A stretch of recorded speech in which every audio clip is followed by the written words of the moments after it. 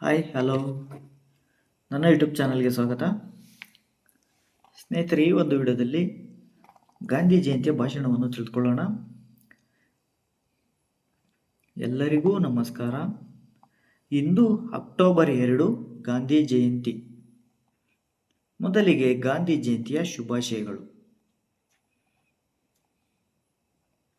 ಗಾಂಧೀಜಿಯವರು ಅಕ್ಟೋಬರ್ 2, 1869ರಲ್ಲಿ ಗುಜರಾತಿನ ಪೋರ್ಬಂದರಿನಲ್ಲಿ ಜನಿಸಿದರು.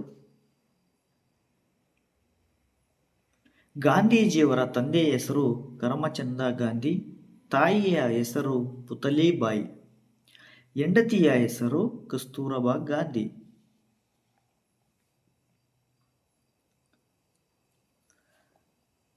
ಗಾಂಧೀಜಿಯವರ ಜನ್ಮದಿನವನ್ನು ಅಹಿಂಸಾ ದಿನವನ್ನಾಗಿ ಆಚರಿಸುತ್ತಾರೆ. ಅವರು ನಮಗೆ ಸತ್ಯ ಮತ್ತು ಅಹಿಂಸಾ ಮಾರ್ಗವನ್ನು ತೋರಿಸಿಕೊಟ್ಟರು. ಭಾರತದ ಸ್ವಾತಂತ್ರ್ಯಕ್ಕಾಗಿ ಹೋರಾಟ ಮಾಡಿದರು.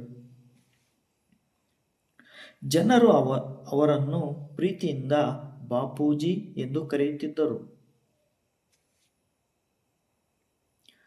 ಗಾಂಧೀಜಿಯವರನ್ನು ನಾಥರಾಮ್ ಗೋಡ್ಸೆ ಎಂಬುವನು ಗುಂಡಿಟ್ಟು ಹತ್ಯೆ ಮಾಡಿದನು. ಗಾಂಧೀಜಿಯವರ ಜೀವನದ ಆದರ್ಶಗಳನ್ನು ಅಳವಡಿಸಿಕೊಳ್ಳೋಣ ಎಂದು ಹೇಳುತ್ತಾ ನನ್ನ ಮಾತುಗಳನ್ನು ಮುಗಿಸುತ್ತಿದ್ದೇನೆ.